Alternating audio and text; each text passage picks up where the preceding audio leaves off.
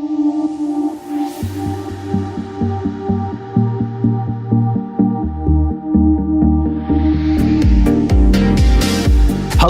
and welcome to the Moonshots podcast. It's episode 52 and I'm your co-host, Mike Parsons. And as always, I'm joined by the man from Manhattan, Mr. Chad Owen. Good evening. Well, I'm coming to you from Manhattan. I am a Brooklynite through and through, Mike. I will set the record straight here.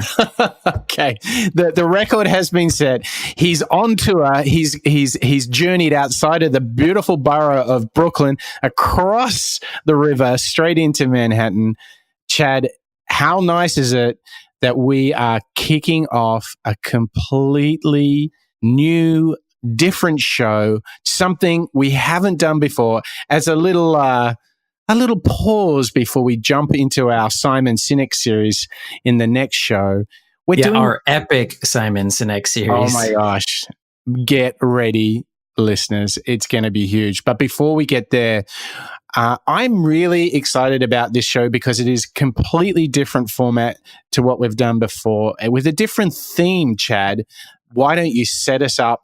What on earth are we going to do on the show today? We thought we'd come at you with a rapid fire sequence of clips around some cautionary tales that have come to light in the past year or so from the innovators in Silicon Valley and beyond. So I think we have like 15 clips in today's show around 5 or 6 different topics.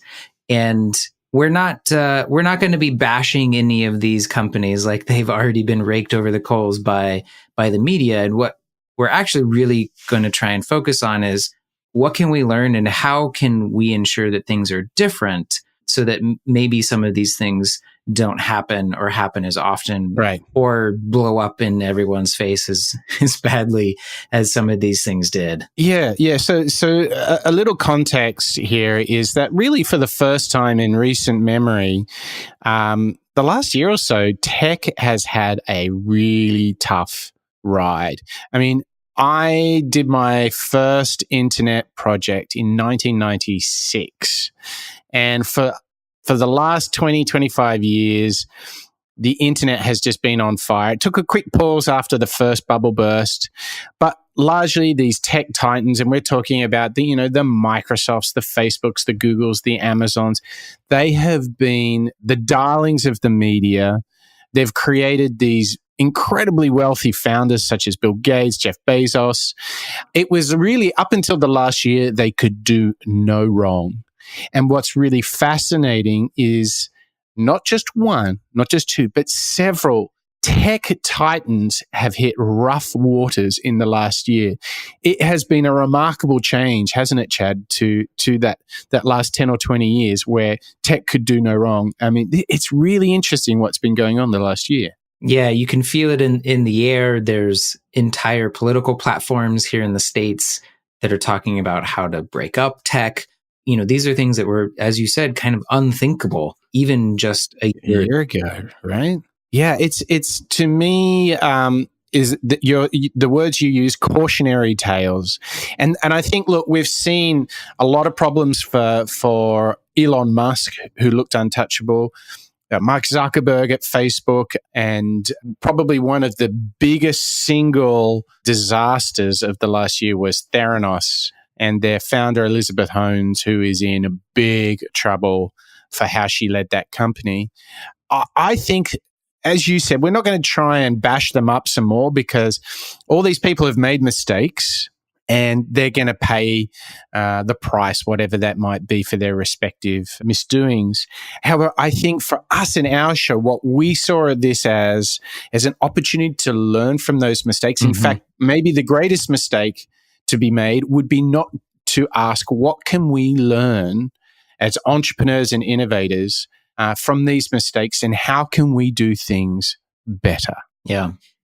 And because the news cycle is so crazy and fast, many of you may have forgotten the big story that broke that first got Facebook into the really hot water that it's in now.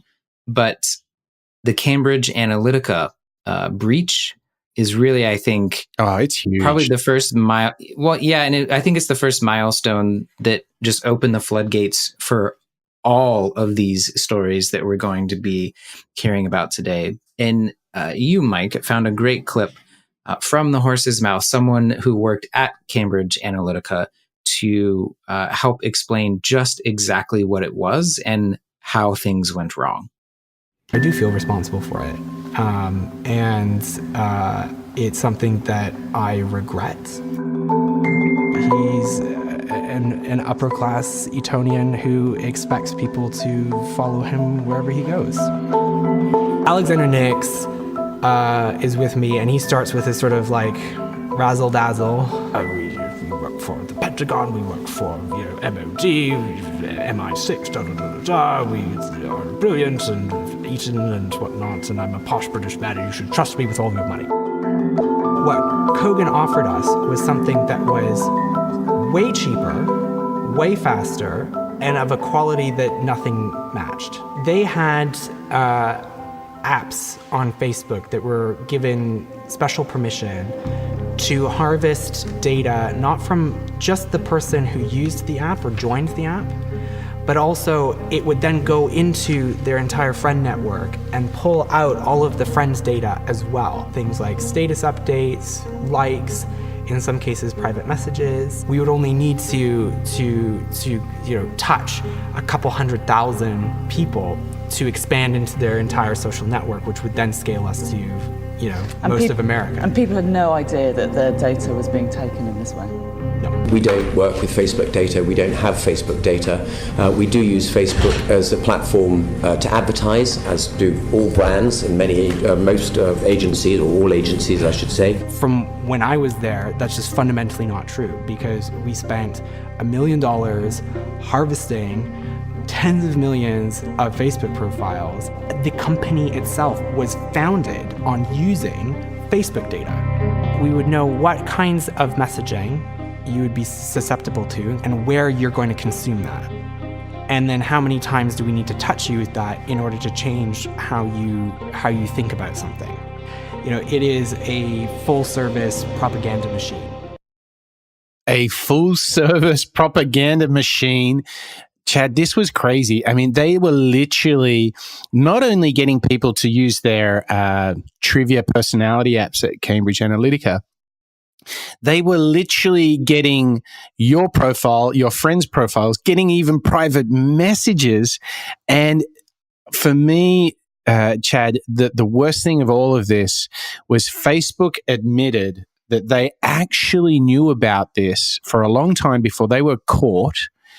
And they had warned them, but they did almost no enforcement when they warned them years and years and years ago. This for me is, what Cambridge Analytica were up to was bad, but how Facebook just did not take it seriously until it became public speaks volumes to how they truly think about privacy and ethics. Yeah, and I think the whole idea in the financial crisis that hit in 2008, 2009, this idea of banks being too big to fail, I think Facebook had a bit of that mindset. And I think just the nature of their business and their users outgrew their capabilities and their operations.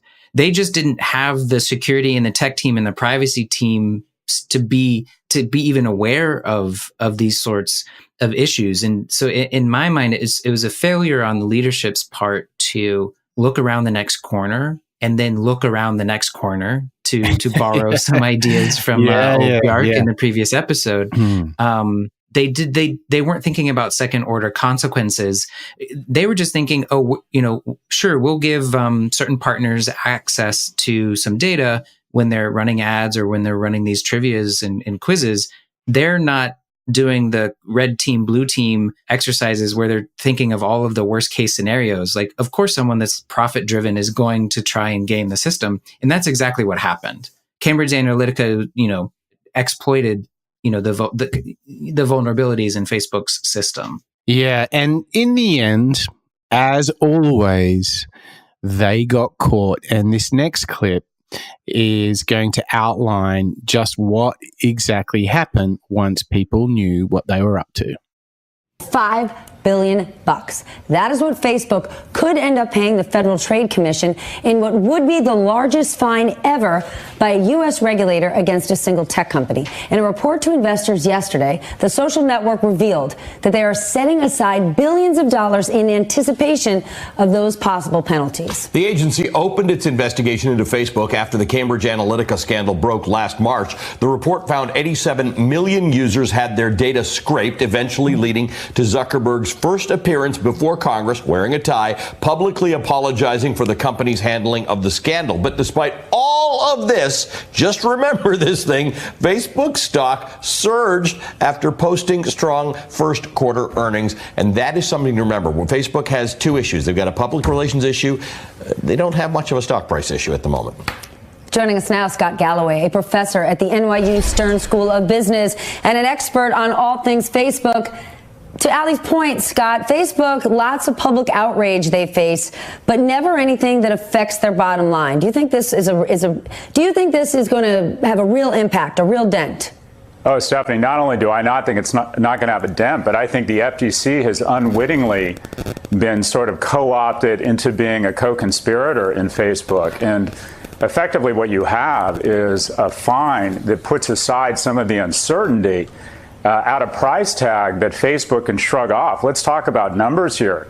Let's say it's $3 billion. It says $3 to $5 billion. That's about 2 weeks of revenue, about 7 weeks of cash flow. So if Facebook can say to the marketplace, we can continue to do this, we can continue to engage in this type of behavior, and it results in what is effectively a parking ticket, then the government is no longer sort of a countervailing force to private influence and private corruption. It's now sort of been co-opted into a co-conspirator. So not only does this not deter things, this probably enables them. Enabling, like a parking ticket. Oh my gosh, that is such a great analogy for that fine. It really is. Yeah. I think I'd heard someone, maybe it was even Scott, say somewhere else that they need to add a 0 or 2 to these fines for it to be a deterrent. And the interesting thing for me that we can learn from Facebook is that they have this kind of quandary, this sort of balance that they have to make, which is because they don't charge us to use the product, we fundamentally, as human beings, we become the product. And so you've got this sort of conflict of interest. On one hand, they need to take care of us, but on the other hand, they need to exploit us. And, you know, we've seen how challenging this can be. We only need to look at MySpace and so forth. Monetizing social networks is actually way trickier than you may first think, because this idea of, on one hand, protecting the rights of your users, but then exploiting them, this can be a very, very tricky balance. And I think what we can learn from this is that at any point that you are not charging your customers to use your product, it creates a huge ethical dilemma down the track. And what was really interesting is that you might remember when we did the Travis Kalanick show, he often talked about, and Apple CEO has also talked about, is the following idea that these companies talk about us not being the product. So Tim Cook, Travis Kalanick often talk about, we charge you, you get it, you buy it, and we don't need to exploit you for that. This is how people attack Facebook.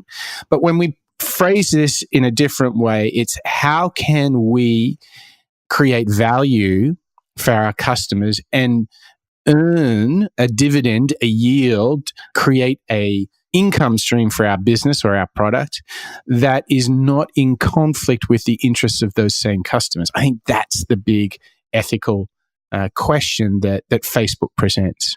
Yeah.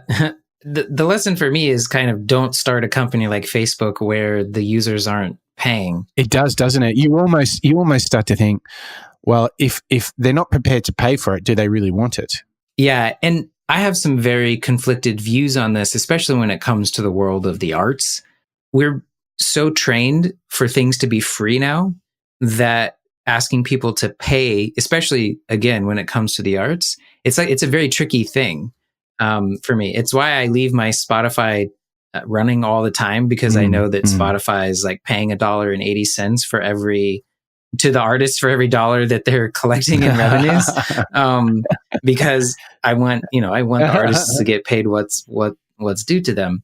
But yeah, this idea, the lesson for me is understand what the value is, as you're saying, and how or when or why the customers or what amount the customers are willing to pay for it, and make that contract open and transparent. Yeah, which was how Facebook got into trouble, because they hid. Sure, it was done legally, but it was done behind these terms of service that are hundreds of pages long that no one reads, and privacy settings didn't exist. And those are the two lessons that I'm taking away. Yeah, there's a last thought here that I have, which is like I can't remember from whom I learned this, but they once told me this idea that I really like, which is don't do anything in life that you wouldn't be comfortable being put on the front of a newspaper that your grandmother reads.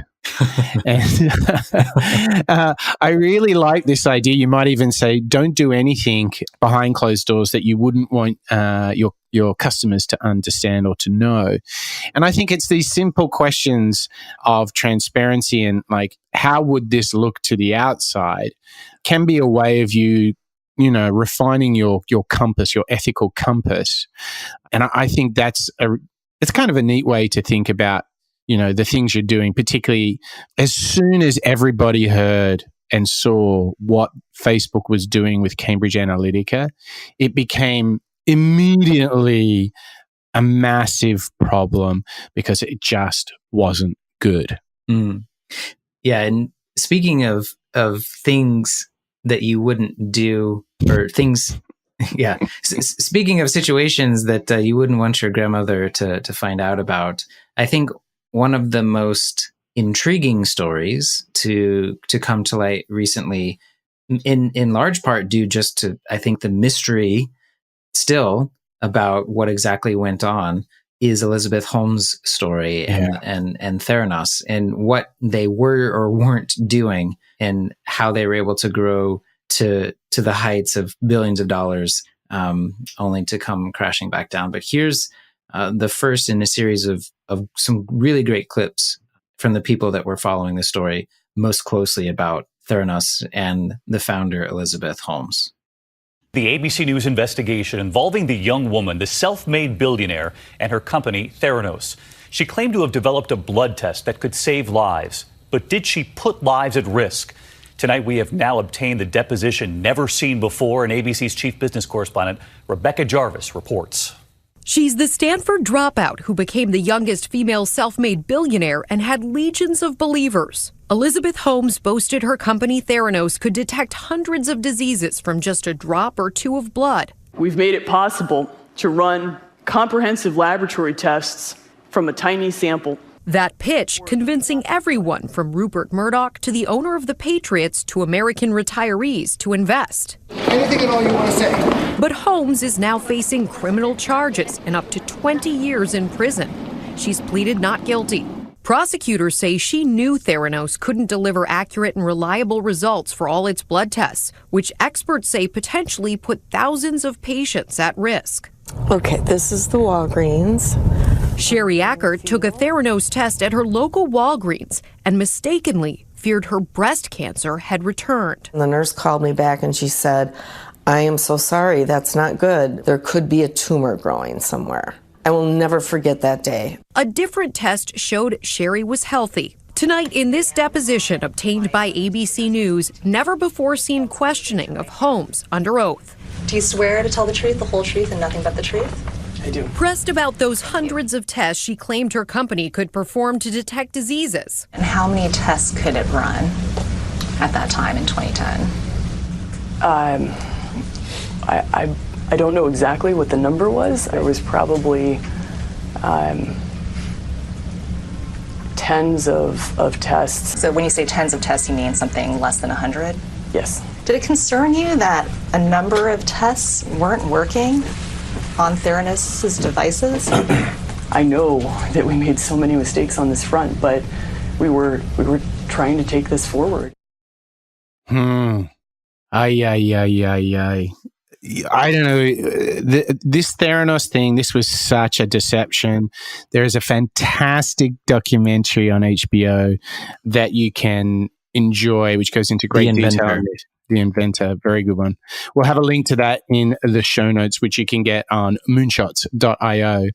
Yes, we made so many mistakes, but you know, the thing is, when you hear what they're playing with, I mean, this is healthcare. People thinking they had cancer when they didn't. People who didn't have cancer, who may have had cancer that didn't know as a result. I mean, this is the line you cross when you, I mean, she's arguing we had vision, but I would argue, no, that wasn't vision. You were just downright lying. And to say that we made so many mistakes, I mean, does that qualify as the understatement of the year, Chad?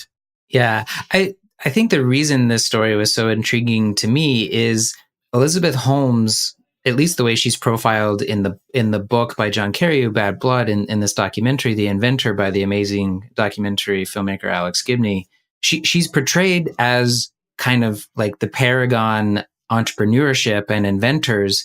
And it's like you turn all the kind of normal people up to 11. And so it's not that I don't see too much evil or malice in what she did. It was just all of those characteristics that make a great entrepreneur and innovator they were just over amplified.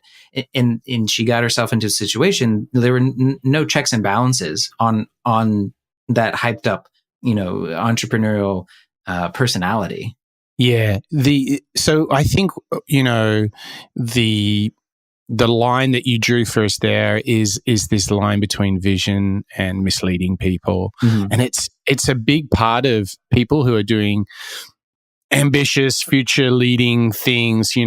Some people do this really well. You would argue that Elon Musk has found it rather challenging to navigate this same line because he's always promising things of the future, or even simple things like we're going to produce this many cars in a given period. And he's of recent times, he's also been caught out where people are like, you know what? I'm not sure if I believe you anymore because I kind of heard this story, Elon. So this is a really important topic. But these next few clips go deeper into this whole Theranos scandal. And the man that you're going to hear speaking is John Carreyrou. He is a Wall Street Journal reporter and a great author. And he was the one who put the spotlight on Theranos and Elizabeth Holmes. And he can take a large part of the praise for revealing just how misleading Theranos really was. So let's have a listen to John Carreyrou talking about all the different people that were duped by Theranos. How were so many people and companies duped along the way? Well, what Elizabeth was really adept at it was winning the support of someone older, experienced, who had a great reputation, and then leveraging that association to get her own credibility. And the first person she did that with was her Stanford engineering professor, Channing Robertson. Then a few years into the life of Theranos, she met Don Lucas, the venture capitalist who groomed Larry Ellison and helped him bring Oracle Corporation public in the mid-'80s. And then in 2011, she met George Shultz, the famous former Secretary of State, who crafted the Reagan administration's foreign policy and who many still credit with winning the Cold War. And what many people don't know about George Shultz is that he's passionate about science. His house is right off the Stanford campus. And when he met Elizabeth, he was wowed with her claims about what her technology could do, and quickly agreed to join her board, and then introduced her to his buddies at the Hoover Institution, which is a think tank housed on the Stanford campus. And that's how she came to meet the likes of Henry Kissinger and Sam Nunn and Bill Frist, Bill Perry, et cetera. And they soon joined the board too. And was timing also a factor in all this? Because right around 2010, we see Facebook rising, we see Twitter being very popular. Investors were basically looking for the next unicorn startup, and there's Theranos. Right. And, money was gushing into the valley because, in large part, we'd had the Great Recession in 2008, 2009, and the Federal Reserve had lowered interest rates. And so traditional investments like bonds no longer returned good money, and so investors went looking for higher returns elsewhere. So the Valley became the gold rush. The Valley became the gold rush, and one of the companies that seemed so promising was Theranos. And in late 2013, early 2014, the company achieved a valuation of more than $9 billion. And Elizabeth Holmes had managed to keep half of the equity, so she was worth almost $5 billion. And this fulfilled this yearning there was for the first female tech founder who became a billionaire. There had been other women in the Valley who had achieved, fame and wealth. Sheryl Sandberg, who's the number 2 at Facebook, Marissa Mayer, but they hadn't created their own companies. Elizabeth Holmes was going to be the first tech founder who was a woman and who achieved great riches.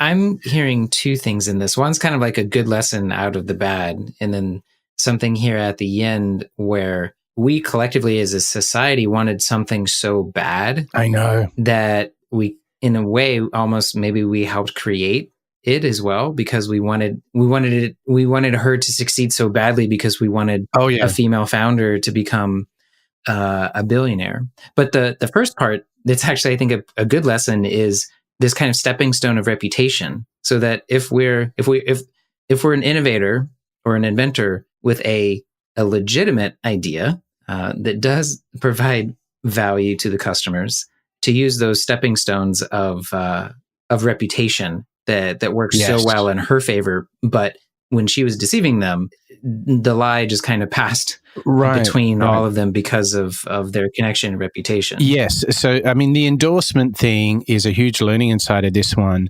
But the other thing that I thought was really powerful in that clip was the reference to the gold rush that was on at the time. People got so carried away. It was, these other stocks were flying. There was a sense of fear of missing out. And so that's why the timing of things like raising money and IPOs is just so important. And that's why we're seeing a flood of them at the moment, because, there's an appetite there. And, people got really burnt on the Lyft IPO. We'll talk about that in a little bit. So I think there's that. And you're absolutely right to talk about it was a female-led company. She dropped out of Harvard. She was actually promising something that, how could you not want a universal blood test that's just a little prick on the finger rather than the whole tie my arm up and take a few gallons? I mean, every human on the planet would say, well, that is a damn good idea. So we so desperately wanted all of this to be true, and it just wasn't. And just to go deep another level on this, we've now got a little bit of thinking from John Carreyrou again, and this time it's really about the motivations, or perhaps why tell the lie, why mislead so many people. So let's have a listen to John Carreyrou talking about Elizabeth Holmes and Theranos.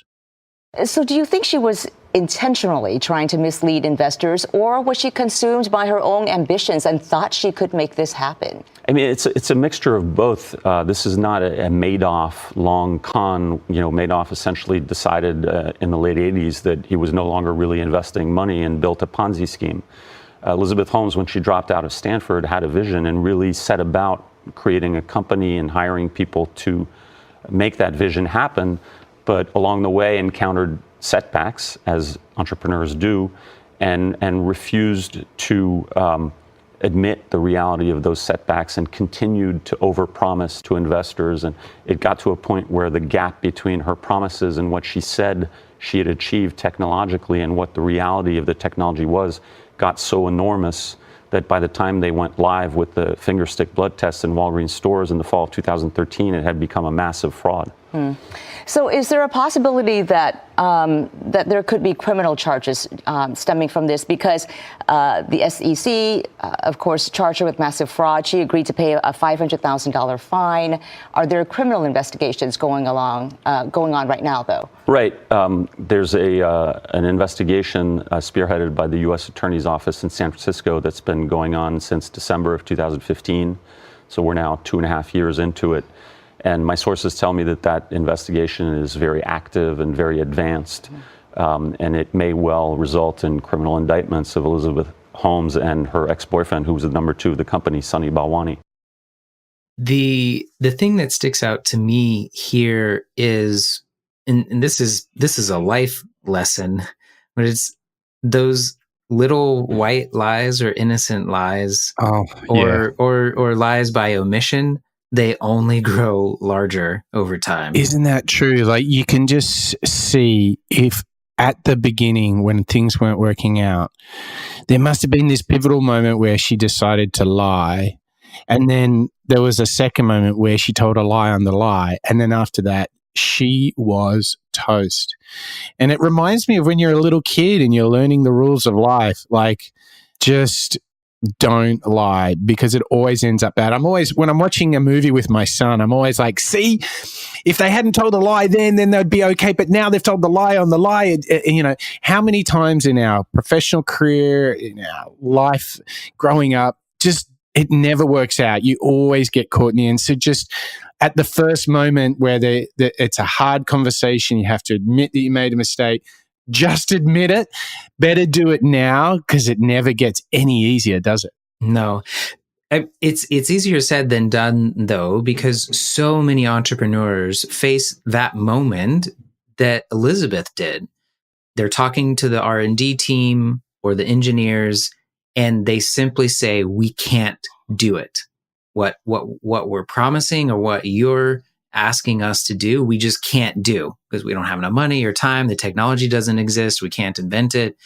And, the founders that have survived and gone on to create great companies, I'm sure that people like Jeff Bezos and Mark Zuckerberg and Elon Musk have faced these same moments.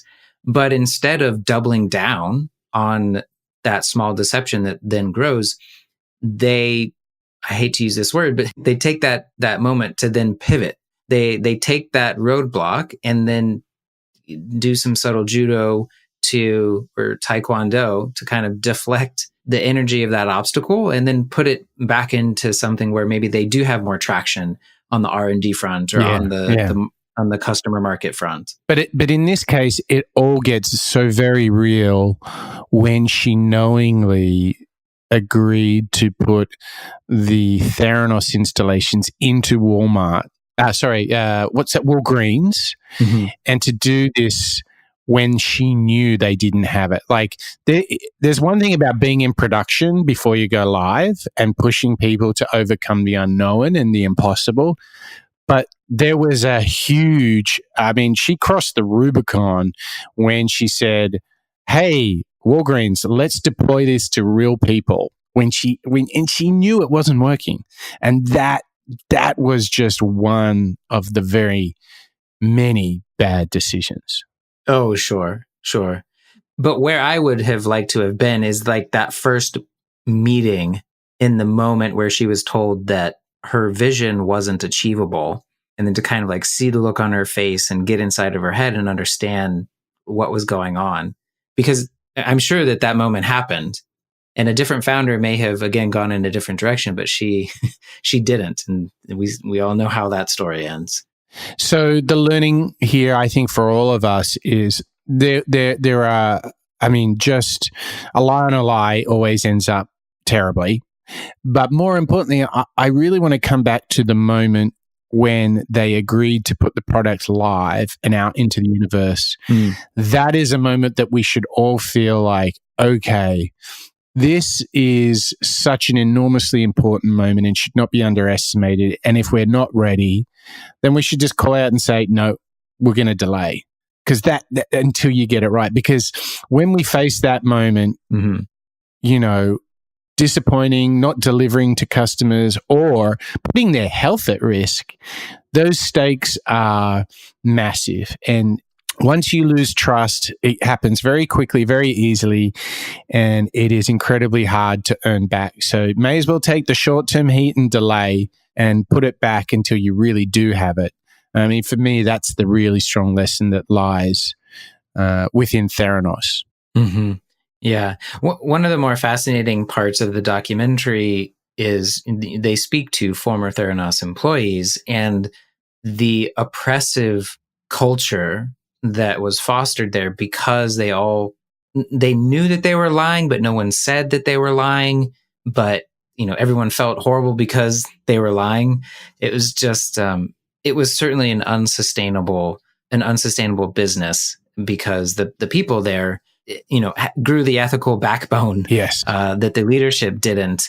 And we have a really interesting clip about a different company whose, a big movement of employees, decided to speak out against some practices. And I'm talking about Google and the walkouts to protest misconduct and inequity. And do you remember exactly how many people it was? It was thousands. Almost 10% of the global company. Yeah. So that would be about 10,000 people. Yeah. Basically said, hey, the way women are treated in this company is not cool.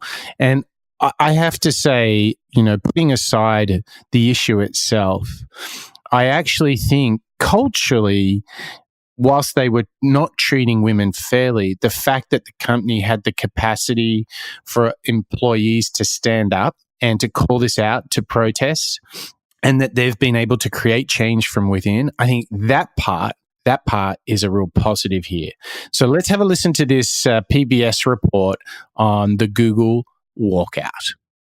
Thousands of employees walked out of Google offices in more than 40 locations around the world today, protesting the company's handling of sexual misconduct claims.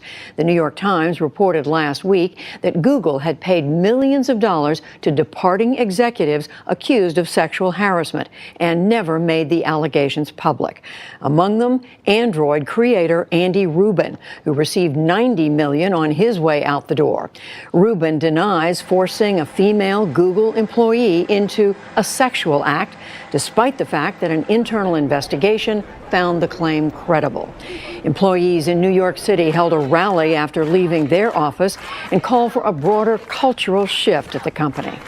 We demand structural change in the name of transparency, accountability, and equity. This is not really just for myself, it's for everyone here.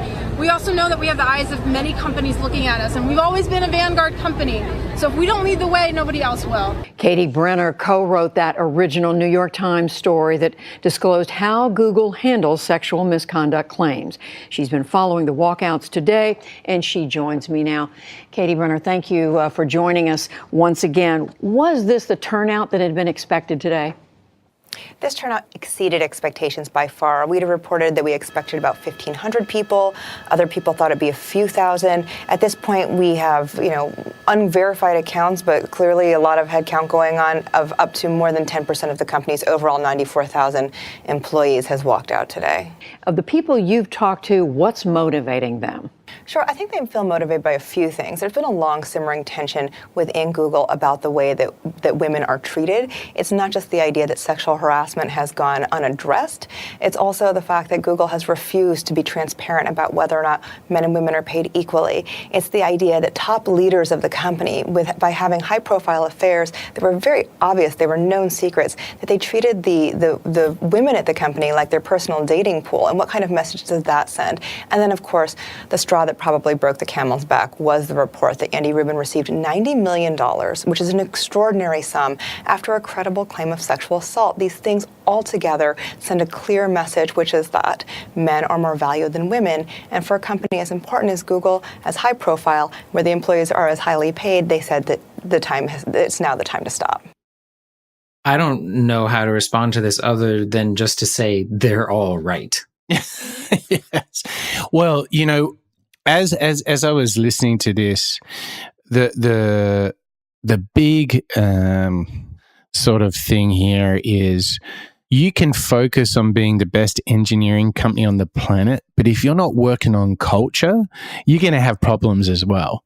I mean, that's the big thing. They've always been so famous for their engineering, right, at Google. But quite obviously, they didn't invest in culture. And that seems the big call out here. Just having good code isn't going to make you a great business. Yeah. Someone said it very simply in that, people are asking, well, how do we solve these problems of the pay gap and no equity in leadership or on boards?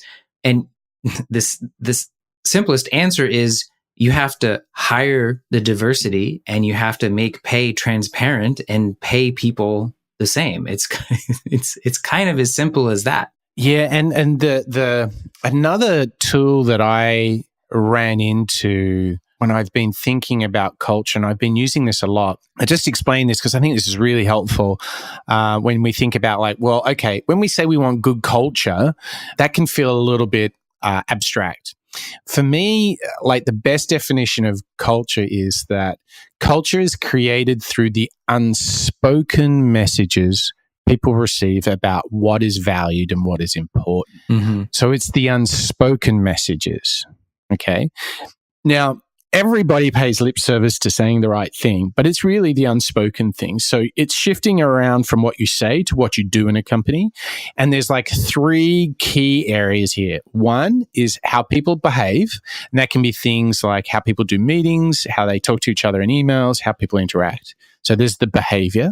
The next one is systems, like how you plan, what gets allocated budget and what doesn't.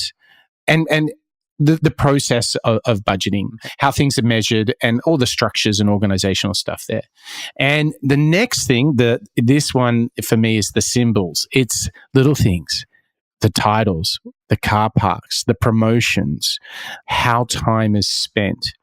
So when we think about culture, I think a really practical way to take such a kind of emotional, sensitive, abstract thing is culture is created through the unspoken messages people receive about what is valued. And we break that down into those behavior systems and symbols.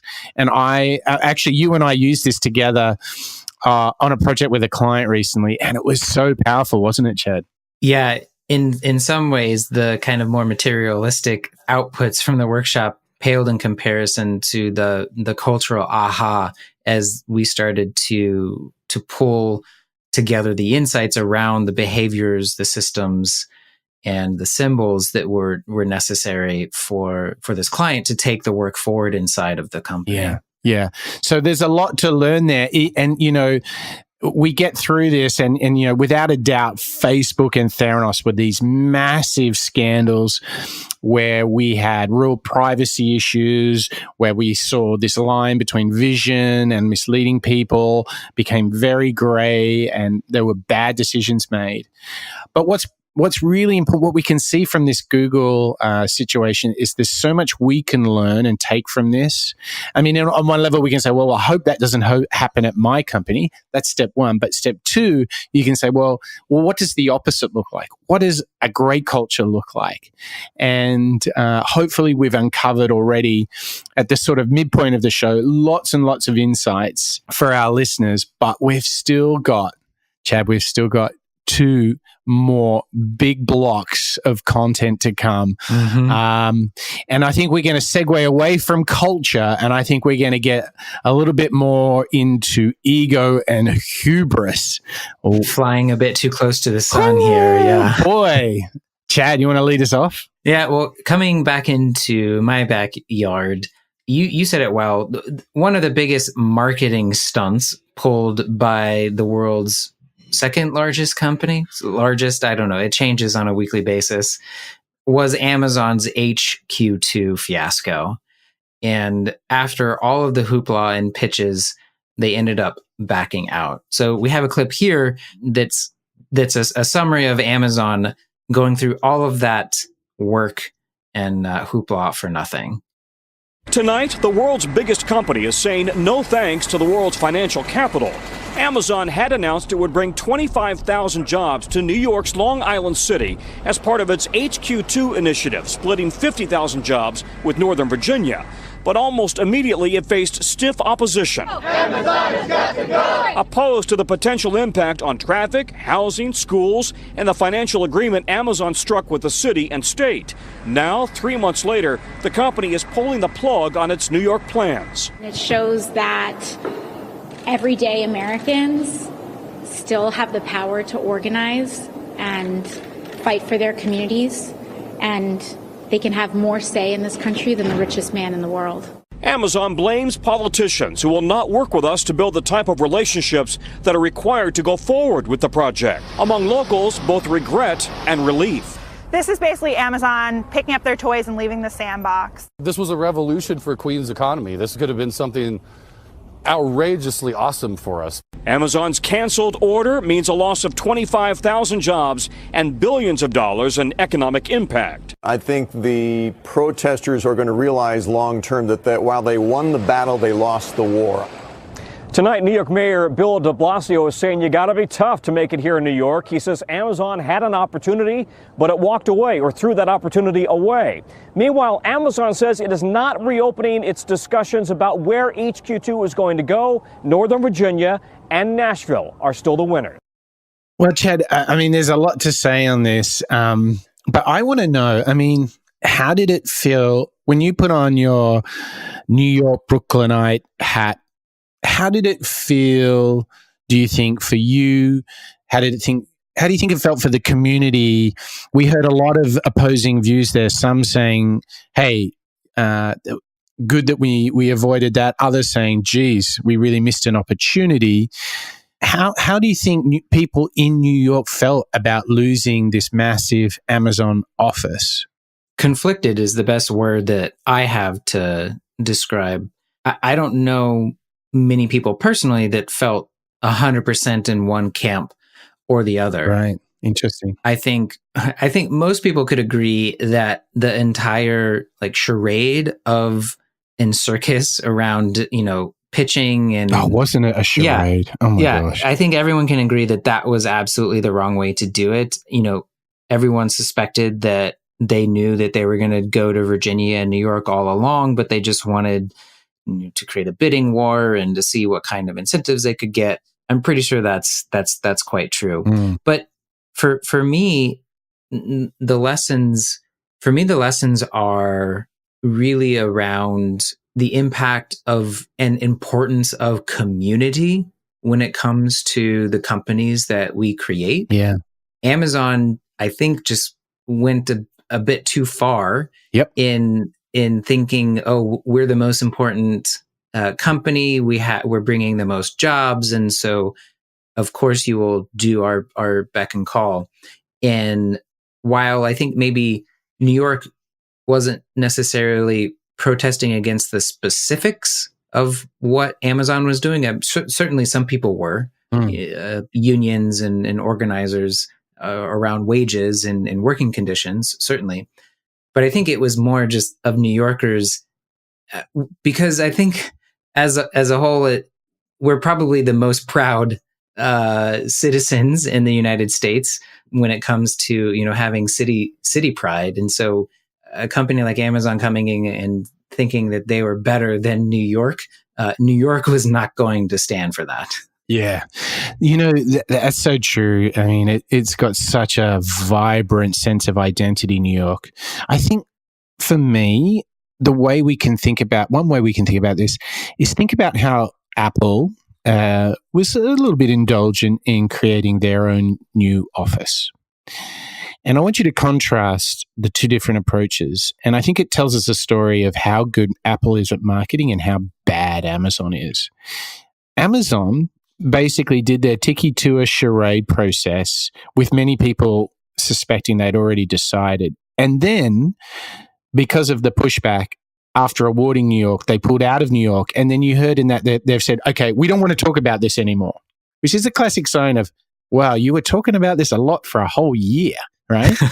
Yeah. And it's really funny. Whereas if you think about Apple, they created this amazing place. They did it with more discretion and judgment. And it became just yet another thing Apple did where everyone's like, oh, wow, right? Mm-hmm. What a stark contrast to massive new headquarter projects from two titans of Silicon Valley, but completely different outcomes. Yeah. Yeah. I think it's the community in which we're starting companies is probably often overlooked. And so the lesson for me here is, this is why by default people move to the coasts because they see a lot of the opportunities there. But there are many other cities that are thriving because of how welcoming they are to new businesses and technology in so many different industries. Yeah. I mean, they could have done this a little quieter, a little bit more meaningful, a lot quicker because the process took forever. And they could have just taken a leaf out of the Apple playbook. But talking about companies that, crossed the line, flew too close to the sun, one of our favorite innovators who has amazing mental models, enormous courage, but has shown some real judgment problems is Mr. Elon Musk. And we've picked a clip here that is done a little while ago, but we've chosen it because of some of the items that it talks about. And this is in reference to Elon Musk and his tweeting. And for context here, Elon has been, I think, challenging Donald Trump for Twitter's favorite celebrity. Mm-hmm. And I think Elon and Tesla have become actually really dependent upon Elon saying things to pump up the stock price. There's serious questions about the viability of Tesla. Can they produce enough cars to make money? And we'll put that topic aside, but contextually here, Elon has been an absolute hero for the media. They've loved him. They've adored him. I think a lot of people buying a Tesla are actually buying Elon Musk. Yeah. Now, here's the thing. Where you get in a bit of a twist, and if you're not careful, if you don't stay humble, you can sometimes get a little bit big for your boots. And Elon has made a point of attacking the SEC, and the SEC are responsible for governing publicly listed companies and the rules by which they can disclose things about their business. And there are certain expectations and rules as to how a CEO and spokespeople of a company should behave. And Elon has got in a lot of trouble. And the allegations and fines that are discussed in this clip, Elon actually did get fined. Actually, Elon did get in a lot of trouble. But what's really important here is we're going to hear from a former SEC commissioner giving some really good analysis on Elon Musk and him getting in trouble for saying just a little too much. You look at this case and the filing that the SEC just made. If you're the judge, you do what to Elon Musk? Well, I have to say, I think the SEC has acted very responsibly. We've got a CEO who, I guess for want of a better word, is irrepressible. He needs to have a certain amount of repression of his instinctive drive to go to Twitter. So I think that holding him in contempt, fining him, and leaving him with strict instructions that if this continues, the punishment will be worse, would be in order. At least that's what I would do under the circumstances. He is flaunting the judicial decree that he agreed to back in September. What kind of fine are we talking about here? I don't know, but I'm assuming, fines that would be in the tens of millions of dollars to make at least an impact. He's got plenty of money. The point is to show him that if he continues issuing tweets without getting them pre-cleared, he is headed for very serious problems. Right. Harvey, though, should the fine be for Elon Musk, and I don't want to dissuade you of that, but also for the company itself, and frankly, even for the shareholders to pay, given that it appears that the board and management did not put in any meaningful place a system, even though I know the SEC says that they tried to put something in place, but one that's working to pre-clear these emails or these social media messages. I think there's a fundamental problem here. Musk is a creative genius. I don't think anybody would deny that. Therefore, he has real value to the company. On the other hand, he does not function the way a normal CEO should function. There has to be something that represses this instinctive drive to put things out on Twitter and just give vent to his every thought and emotion that comes into his head. So in that sense, I'm not certain how much the company itself can do.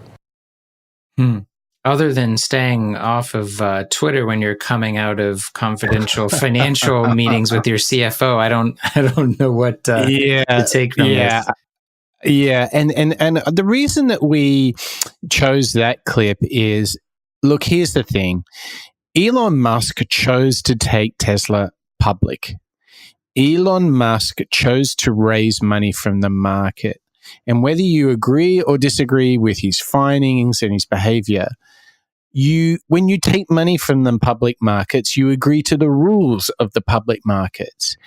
And I'm sorry, but he's not better than the public markets. I think he got way too arrogant, thinking he could actually break the rules. And if he didn't want to play by the rules, that's cool. Don't go public. Don't go raise a couple of billion from investors. And to me, this is the real point here. We know he loves his Twitter, just like Donald. We know that he's got exciting ideas to share. That's all good and well. But he also chose to go public. And you can't have your cake and eat it. Like, which one do you want?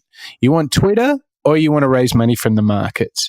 And more specifically here, to go back to the fine line between vision and misleading people, let's be clear, he did a really big tweet where he said, we have raised money to go private, done. And when you're a public company and you make that sort of statement in Twitter, that is a huge breach of the rules. And let's not forget, Chad, they actually hadn't raised the money. And they haven't gone private. Right. Yeah. This is interesting to me because in a lot of ways it heralded this wave of IPOs that we're going through right now at the moment. We're kind of in between lots of different IPOs. And I'll let you close the book on the Elon story.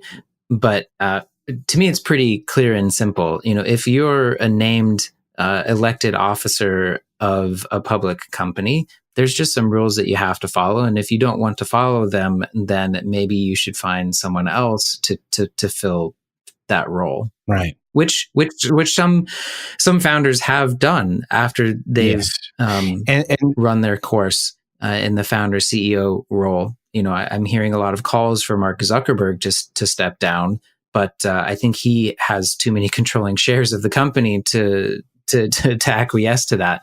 Yeah. Well, a funny thing on Zuckerberg, I think he's doing a sort of a better job than Sheryl. I mean, if I look at the last crisis at Facebook, I think a lot of this lands on Sheryl, Chief Operating Officer. Let me remind you. And secondly, talking about hubris, she went right out there with Lean In, and we did a show on it, and we love that thinking. But when you go out on such a high moral ground, you have to remember you're now held to those expectations. Mm-hmm. And I think that has been, a very stark wake-up call for her. To kind of round out the show and this talk of IPOs and the Securities Commission and all of this stuff, the reality is this is still one of the most preferred legitimate ways for founders and investors to cash in on their entrepreneurship. I mean, of recent times, we've seen Pinterest, Zoom, and a number of other companies have really big IPOs. And at the heart of this is we're moving into a moment where IPOs are back in fashion.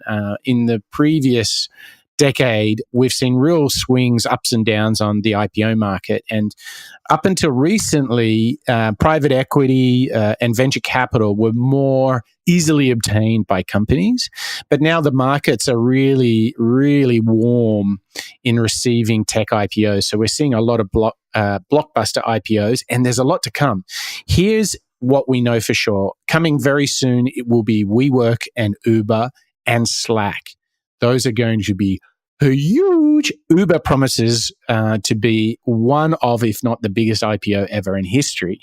But we've also got a couple of others. Don't forget, there's still Airbnb sitting there waiting out their time. I wouldn't be surprised if before the end of the year they actually go for it as well.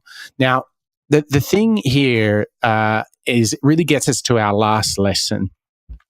At some point, and this is particularly relevant to funded companies or tech companies who are in those early seed or A, B, C rounds of funding, at some point, you have to make money. And if you're not making money now, the key thing here, and this might sound so self-evident if you're an entrepreneur, what do you mean? You have to have the promise of making money in the future. And the last few clips we want to share with everybody is a bit of an analysis. And there's a lot of learnings in this. So I really recommend you tune in. You've got to make money, and there are ways that you can look at stocks or businesses in general to understand if and how and when they're going to make money. And we have a great example, don't we, Chad? I mean, if there was one stock of recent times that really brings this into question, it's Lyft, isn't it? Yeah, not only because it's a precursor to Uber, but it is one of the first big IPOs around the sharing economy, which again is also kind of a precursor to Airbnb as well. So we've got some clips here to talk not only just about Lyft, but Lyft and in relationship to some of these other companies that have and soon will be on public offer. You know, we've been scoring 14 aspects of tech companies as they go public for about 6 years. We scored about 150 deals, and the above average scores do about twice as well as everyone else. So the Lyft score was interesting. We compared Lyft to Snap at that time, right? Because they were high profile deals that were both set up with very low scores to do poorly. And that played out. And now we have Pinterest coming, and we can compare Pinterest to Snap because they're basically the identical business, although they run their businesses a little bit differently. And so... Do you think they're identical businesses? Yeah, they sell ad campaigns to big brand advertisers.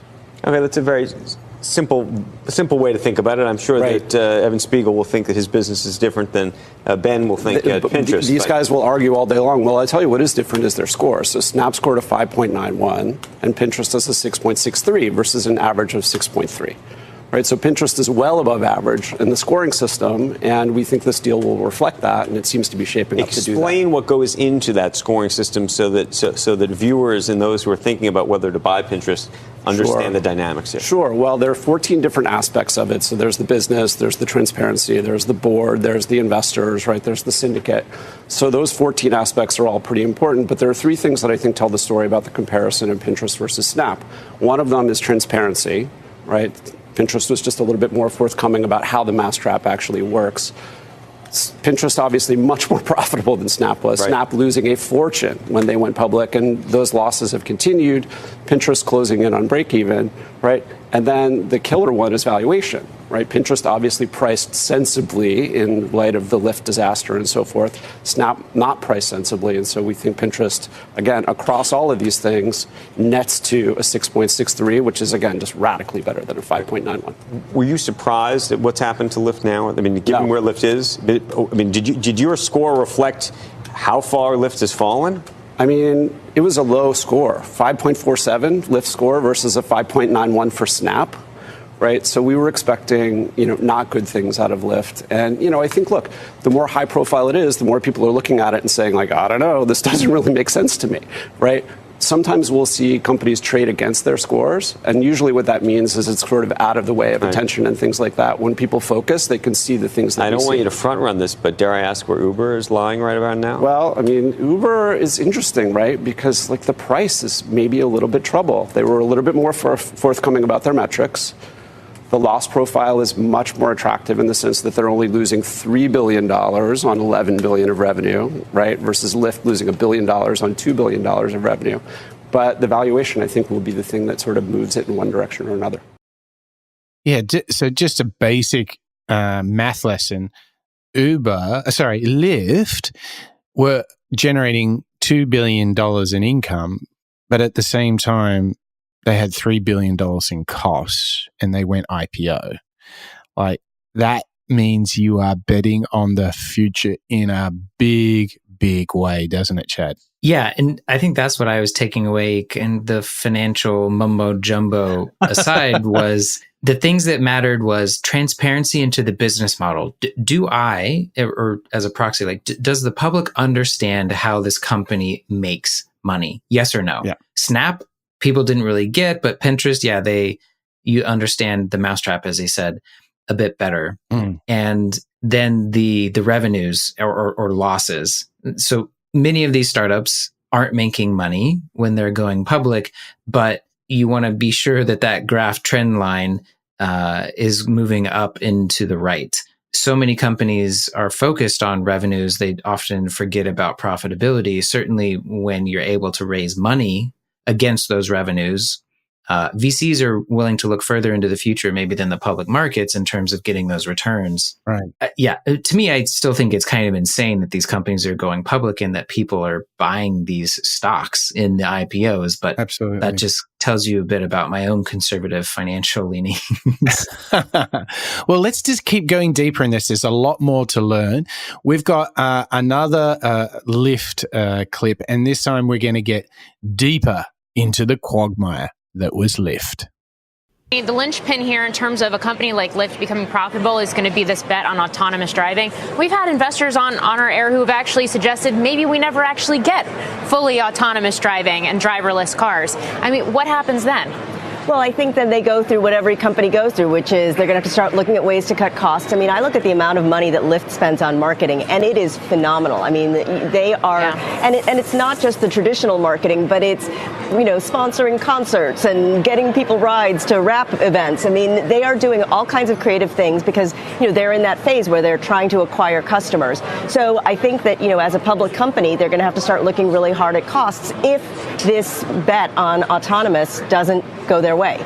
We just saw this week there was this experiment, I think it was in China, where people were putting markers on the road basically that were designed to redirect driverless cars, autonomous cars. It was a good reminder that the path from here to safe, ubiquitous, autonomous driving out in the places where people want to travel, not just in controlled campus environments, is actually pretty long. And there are these issues. If you can put stickers on a road or paint symbols on a road and cause cars to veer into oncoming traffic, that's a problem.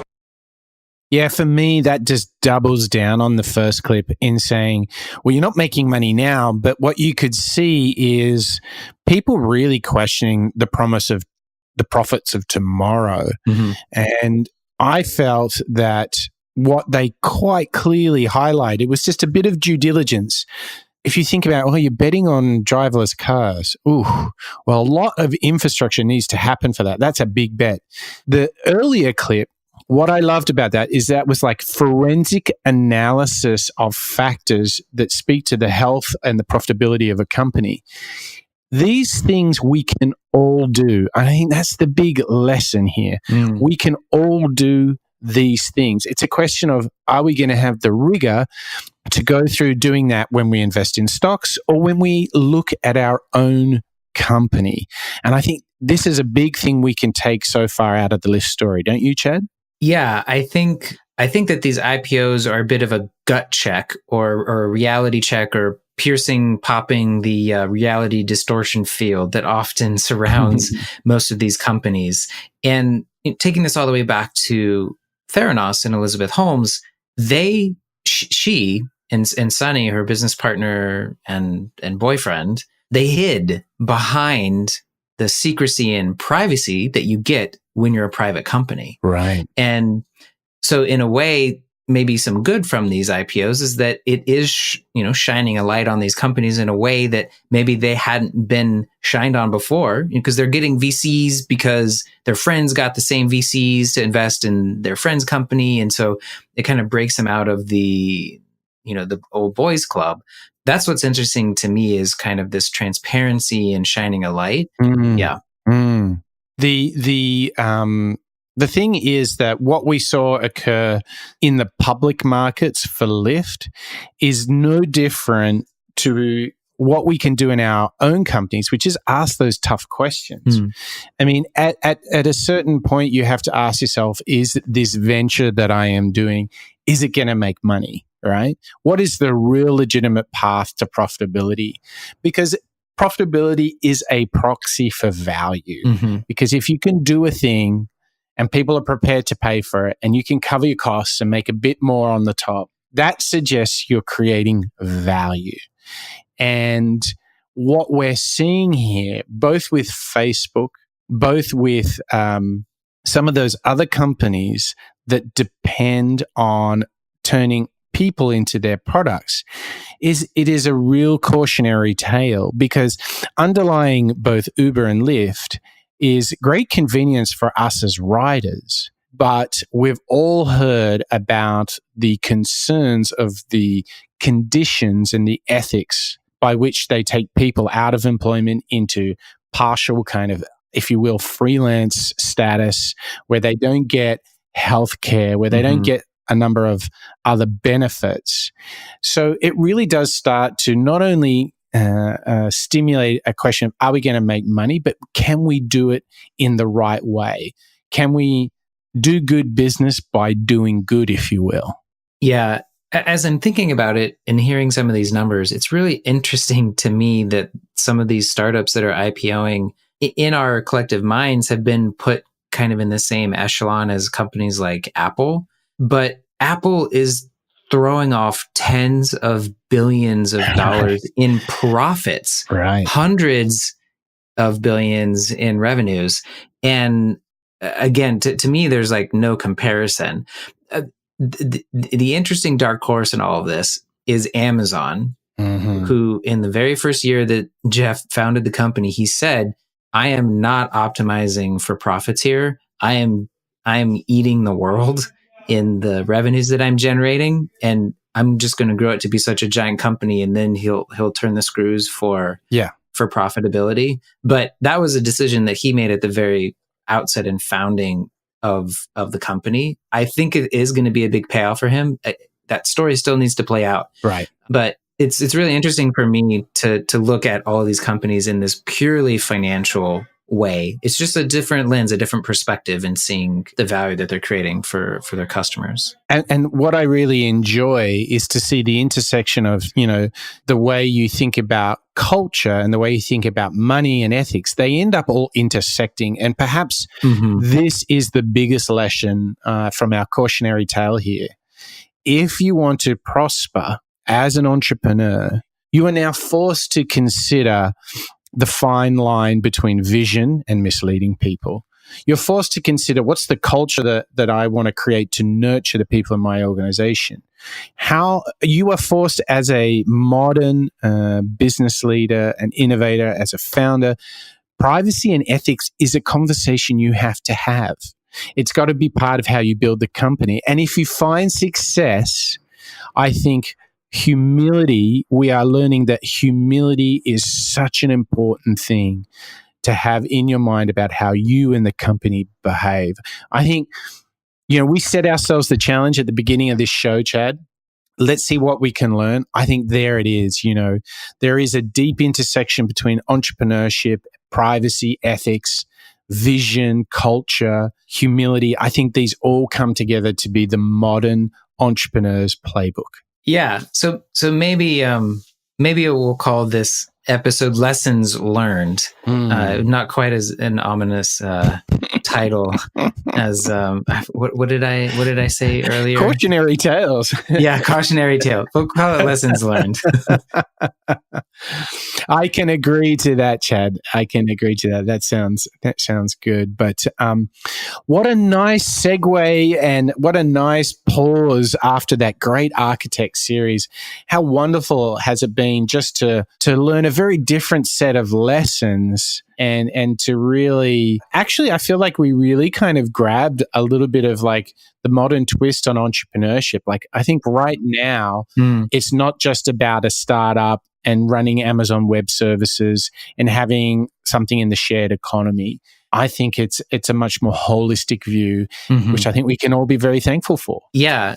I think the meta lesson in all of these clips in this episode for me has just been consequences. Yeah. Think about the consequences, and not just the first order, but the second, third, fourth, fifth order consequences of many of the actions. So those cultural things that you may not think matter now, or you can put them off. Yeah. That's very short-sighted, and in fact can kind of create rot that will be the end of your company. Yes, sir, indeed. Whew. Well, Chad, I mean, this was really, really fun to do, and really very satisfying to approach our clips from a different point of view, to approach the topic of entrepreneurship and innovation from a different point of view. But we're not stopping in our unique, fresh, new approaches. Chad, lay it up. We got 5 shows coming up, which are going to knock our listeners' socks off. I just got a big package from Amazon. It contained all of the books, the entire complete library of Simon Sinek. And we're going to take one episode to go through each of his books. I'm really looking forward to expanding upon our most popular episode ever here. We're just about to cross 30,000 listens of the Simon Sinek episode. Whew. And I just want to whet people's appetite just a little. I think, we obviously included Simon Sinek in our favorite 4 authors. He was up there with, Clay Christensen, Peter Drucker, Eric Ries. Look, if Simon Sinek was a stock, I would be buying his IPO. Take it from me, ladies and gentlemen, this guy is one real talent, and we're going to do a really in-depth look at his books and ask ourselves, what can we learn from Simon Sinek? Yeah. And I also want to remind everyone, if you're just now discovering this show, please go back, listen to the back episodes that pique your interest. You can find everything at moonshots.io. We've gotten, I think, 6 series completed thus far. And before that, many episodes profiling individuals across so many different categories, industries, personalities. It's been really interesting. I've been revisiting. I kind of pick a random episode in our back catalog to listen to once a week. It's been a very fun exercise. I think one other call to action, you can find obviously everything at moonshots.io, but I want to get everybody going into that iTunes podcast store. We're now up. We have a 5 out of 5 star rating. We have over 12 reviews. We need a ton more. I know you're listening out there. If you guys and girls can jump into your favorite podcasting app, jump into iTunes, whatever it is, and just share with people what you like about the show. We'd really appreciate it.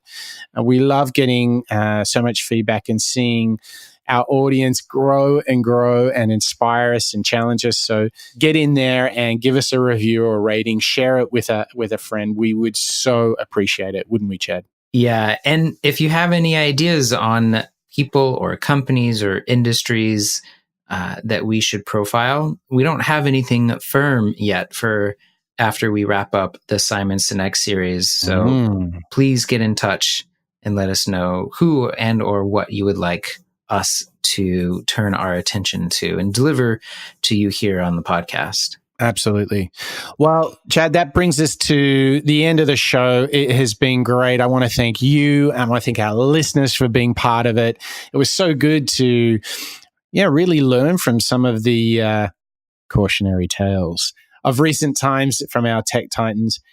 Enjoy the rest of your evening in New York, Chad. Can't wait to see you in New York in just a week or two. It's going to be great, huh? Yeah. And I want to take this short moment here at the end of the episode to thank you, Mike, and give a huge shout out to all of my new Qualitents brothers and sisters across the globe, officially coming on board with you and the team. Our listeners may have already assumed that we were working together in an official capacity, but I'm so thrilled to say that we are, in fact, on this journey together at Qualitents to build and test and launch some pretty radical products and services for clients. It's going to be so fun. Welcome to the family, Chad. And if it wasn't happening before, I think we probably now speak to each other more than we speak to our wives. But we'll have to sort that out some other time. But yeah, it is so great to be working together in even more wonderful ways. It's only taken you like 5 or 6 years to finally join the team for real. So I'm glad you got across the line there, Chad. Let's go out, let's kick some ass, and we hope all of you, our listeners, do too. Have a wonderful time enjoying not only this show, but our Simon Sinek show to come. Thank you to everyone, and that's a wrap of the Moonshot podcast.